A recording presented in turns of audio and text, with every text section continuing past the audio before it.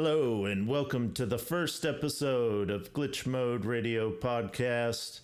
I am your host, Sam Seed, and I am here with a man that needs no introduction. So, what we're going to do today... Oh, I'm just kidding. No, this is my good man, Samerin, here with me today. How are you doing today, brother? I'm doing well, thank you. Yeah, we kind of go way back a little bit, don't we? Just a little bit, yeah. Yeah. Since high school about, yeah. Yep, yep, Yep. yep. Yep. Okay. So I've just got a few questions for you. I know you're pretty well versed in the way of video games. You've been playing for a long time like myself, so just got a few questions, and I'd love to hear what you have to say about the modern video game sphere, so to speak. So let's just dive right into it. Are you ready? All right, sounds good. All right. So the first thing that I was really interested in was, how do you think the rise of live service games and the ongoing content updates is reshaping the way developers approach game design and storytelling? That's an interesting question. I think it's good for the industry as a whole. It's definitely, it's kind of new. I think it's definitely been taking off a lot more. Yeah. Like you've got your titles like Fortnite and even like Call of Duty, Warzone, stuff like that. It's a lot of microtransactions, so I can see why a lot of people don't like it. Yeah. However, as far as like where it's going, it's interesting, right? Because it's almost like mobile gaming coming to like console and PC now. Yeah. It's kind of that same concept. There's definitely, some. I'm curious to see where it goes. It's a lot of free to play games are coming now, which is nice to have that kind of like titles out there like that, where you're not having to spend, $60 or $80 for a full title, and you can just jump on and download it and play it. So on that element, I think it's really enjoyable, and I just hopefully it kind of like expands, because right now it seems like it's very kind of niche as far as the gameplay and that kind of thing. Right. So Yeah. I'm definitely curious to see how that expands out. But yeah, no, I think it's exciting, and definitely should be good. Hopefully.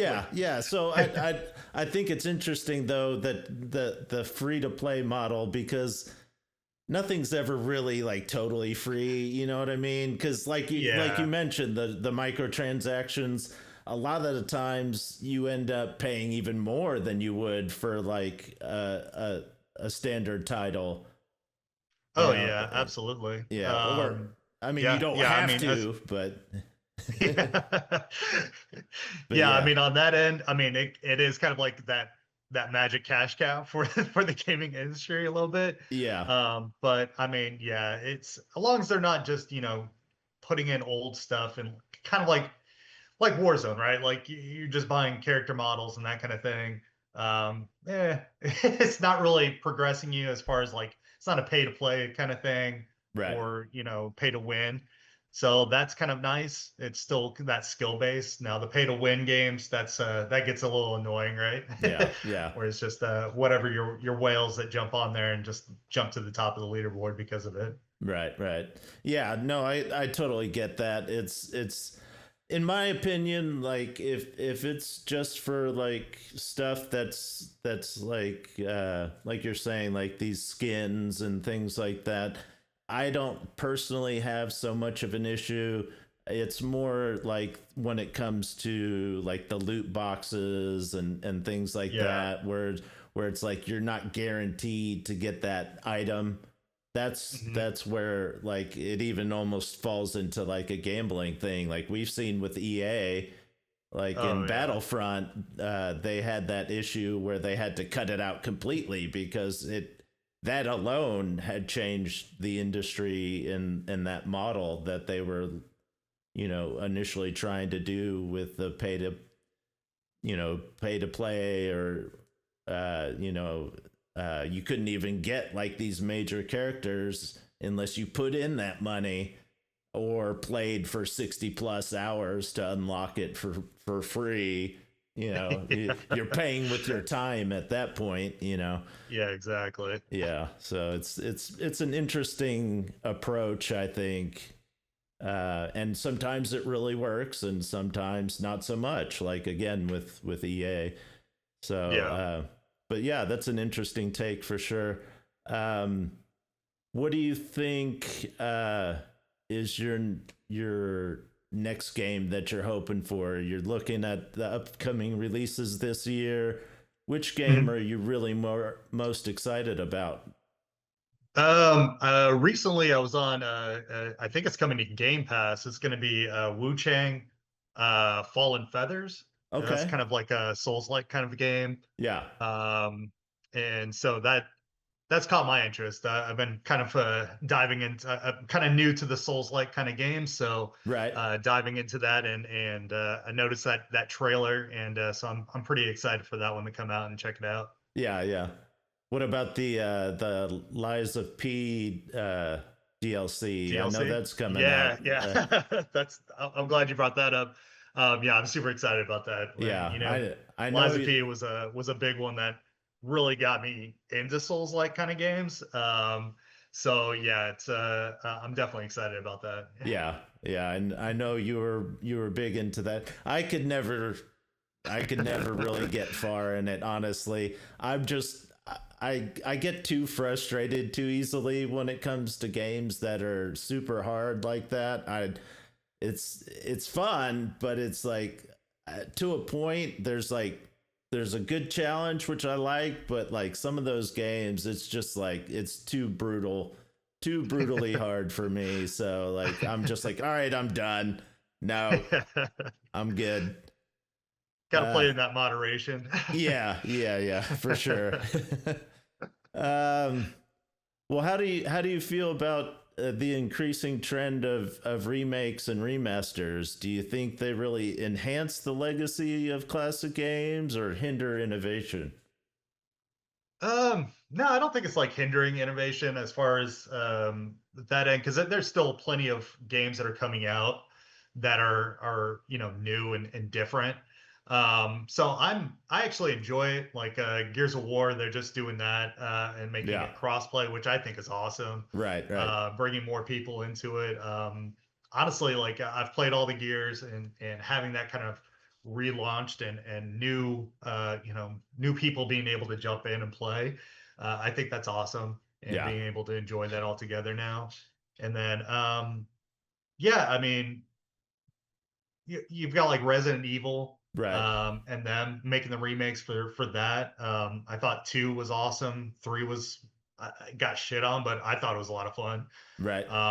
And I've got 4. I haven't played it yet, Yeah, but I'm excited to jump into that one as well. So yeah, I don't think like the remakes are really hurting the industry.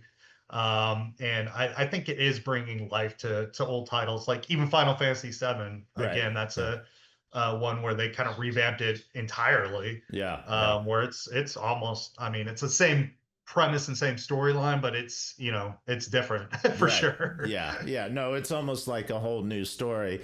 And for Yeah. somebody like myself who didn't really play through the entirety of the original, I think it's kind of cool because it's like brand new for me.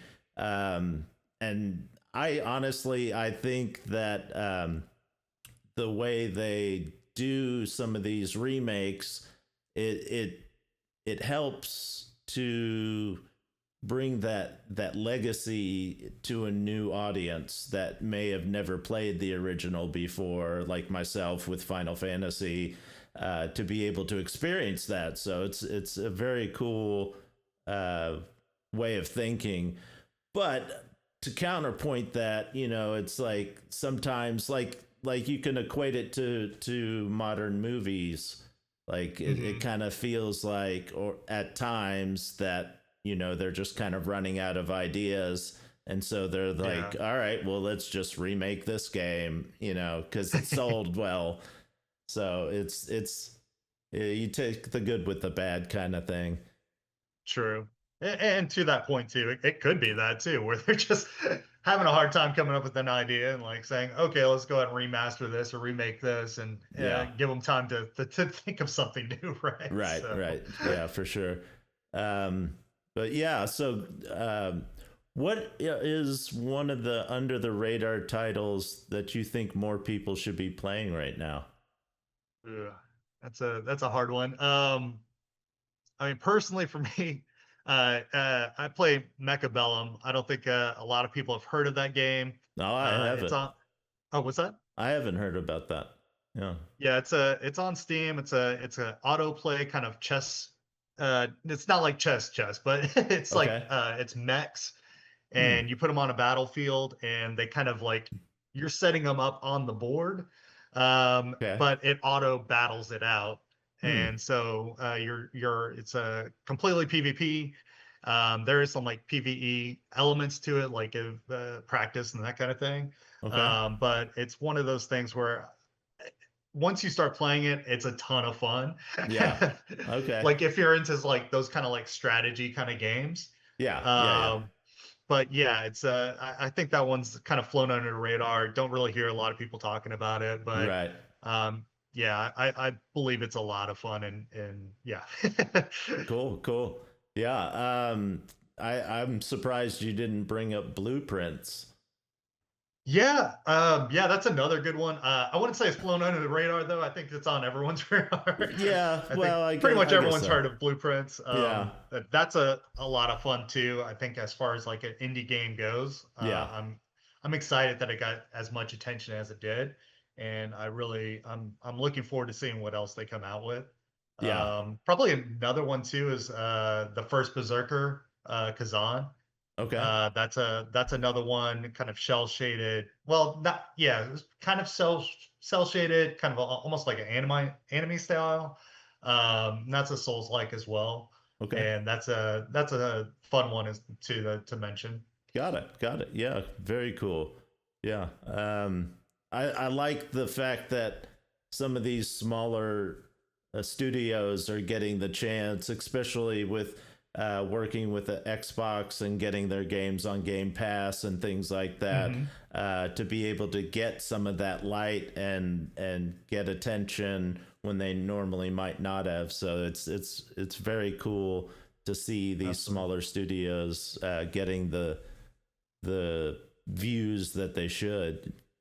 Hmm. Um, so I know you're mostly like a console PC gamer, but Hmm. with the rise of these handheld devices like the Steam Deck, the Asus ROG Ally, do you think we're entering a new golden age with handheld gaming?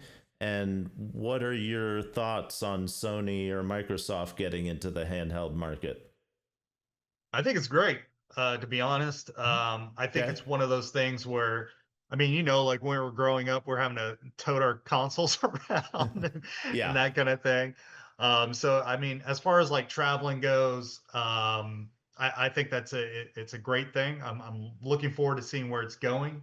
Um, I still think they're kind of bulky. Like I've tried like the Steam Deck and that kind of thing, Yeah. and it's still like I feel like it would be hard to play on that for, several hours at a time. Yeah. But for like a short trip or, you're just on vacation, you want to play some games, I think it's definitely a better step than just, than cloud gaming, right? And Okay. connecting to Yeah. your Xbox through your phone or your PC through your phone, and that kind of thing. So it's definitely nice to have that and you have that nice screen. But again, it's just right now I think they're trying to figure out the size of like screens, but also like the controller too. Yeah.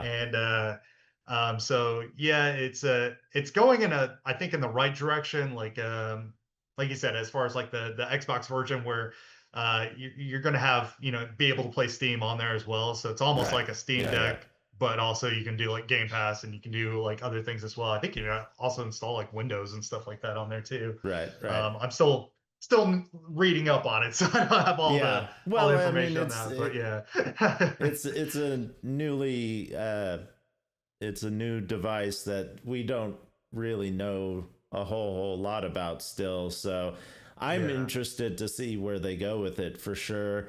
Yes. Sony is announcing with the PlayStation 6, even though it hasn't officially been announced just yet, that they may be getting into the handheld market as Hmm. well.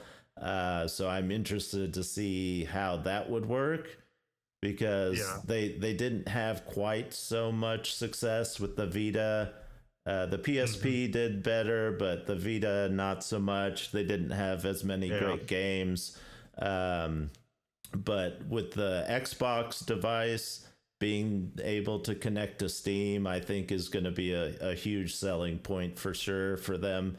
So Yes. it should be interesting to see if like they can even remotely compete with Nintendo, because Nintendo's had it down for years. They, Yes. I mean, even with the Switch 2, I think it sold over 3.5 million Oh wow. devices in like the first couple days.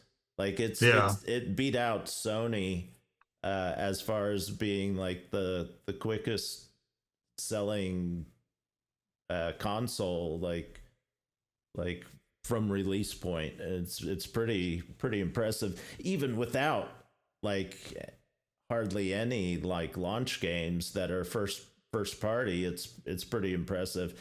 They have Mario Yeah. World or Mario Kart World, which looks pretty cool, but like other than Yeah. that, the only other thing is I'm forgetting the name of it, but they have like a little virtual tour of the console itself that you Okay. can play as a game on the Switch 2, Oh, which that's is cool. yeah, it kind of teaches you all the new features and stuff like that, and it's like a museum tour. So you like go around like and you can crawl within like the device and like see all the different new components and stuff. It's cute, but Yeah. a lot of people have been kind of complaining that you still have to pay for it. Uh, Yeah, so wow. I think it's like $6 or something, but Yeah. some people have been saying like why isn't it just free, But Yeah. yeah, Nintendo's always had that market with their handhelds and stuff, so it'll be interesting to see if Sony and Microsoft can keep up. Absolutely. Yeah, yeah, yeah. So, one last question, really. What's your impression of the current state of VR and AR gaming? Are we finally seeing this tech catch up to the vision, do you think? No, not at all. Yeah. Right. Like I think that vision was like full immersion Right. and being like almost a Matrix style kind of thing, and Right. Yeah. we're nowhere close to that at all. I will say like AR is getting better. Yeah. Like you have the Apple Vision Pro, right, and Mm. that's great as far as VR tech. And it's a I played some of the AR games on there as well, Mm. and they're fun. Um, it's definitely it kind of bends your mind a little bit when you're looking at it, and you're just like, wow, that's that's my counter, but there's a golf course there or something like that, right? Right. um, which is cool. But yeah, as far as the actual true like VR and fully immersive, and kind of like what was the book, Ready Player One? Right. Are we on that level? No, not Yeah. even close. I think we still needed the hardware. There's a lot of things that still need to kind of catch up to that point. Now who's to say, like maybe 10 5 to 10 years we might be closer to that. But yeah, as far as like um meeting that vision, no, not at all. Yeah. No, I totally agree with you. I mean, it's interesting. My son, he loves VR. He's Mhm. always on his Oculus. We got him the Oculus 2 a couple years ago, and now he's with the Oculus 3. And you have to like tear him away from it. He's just like always playing. I personally like. Granted, I haven't really played him a lot, but it just kind of does my head in a little bit. Like It makes me Yeah. kind of motion sick, kind of Mhm. like it's too immersive, I think, is like, and yeah, so I really do agree though. I think that a lot of people are expecting at this point to be like the holodeck in Star Trek or something, and it's Yeah. just like but I don't think it's anywhere near that. It's No. more just kind of like still in that gimmick stage. Hmm. Um, and part of it, I think, with these big production companies, they're just not really being able to take advantage fully of that technology because, they might put a lot of money into a game thinking that it's going to sell well, and then it just doesn't do as well as they were expecting, and then so they're like, well, we lost money on this, so now what do we do? So Yeah. it's just been kind of up and down and up and down. Not to say that there aren't some good titles like Half-Life Alex. I hear is really Mhm. good. The Batman game that the Arkham game that they did is supposed to be pretty cool. Um, Nice. but yeah, like I just don't think we're quite there yet. So Yeah. I'm definitely looking forward to it though. Like yeah, we do get to that point. That'll be interesting. yeah. So I know you've got the what is it, the Apple Vision or Apple Vision Pro. Mhm. yeah. What do you think of that? Is are there Um, any games on that you really play? Not really games. Right now, I've just been kind of using it more for like watching TV or like movies and stuff like that because like you can watch it on like a 100-foot screen, Okay, which okay. is super awesome. My girlfriend, she uses it for work, which is she likes it a lot because you can Mm, have multiple screens and it's all just like right there. right. It's really interesting too because like if people walk up, it'll actually like clear the screen, like you'll see somebody pop into view, Okay. and so you still have that awareness around you Mm, as instead of being like just fully enclosed in it, right. which can be kind of a weird feeling. Yeah. But yeah, like I think it's really cool to be honest. And again, like I've played some of the kind of AR games on there. Like one was like mini golf or something like that. Okay. And like I said, that AR is a lot better, a lot Yeah. better than I back when it played on your phone kind of thing. Right. So that was pretty cool to be honest. Yeah. But yeah, I'm definitely curious to see. I think they're already working on like a new version, so let's see what comes up out of that. Yeah. Okay. Apple's been kind of leading the industry with that, so let's see what's next. Yeah, no, that's cool. I didn't realize that it had like that active pass through where it'll Oh like yeah, sense somebody that's come into view, so you're not like, oh, like, it just yeah, gets yeah. surprised. Well, it's kind Somebody of it's tap kind of you on your interesting too. On shoulder or the something. on the visor, it'll actually show eyes.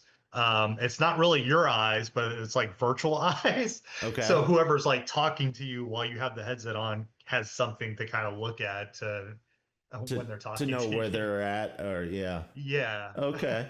That's interesting. Yeah. Okay. Well, I really appreciate your time.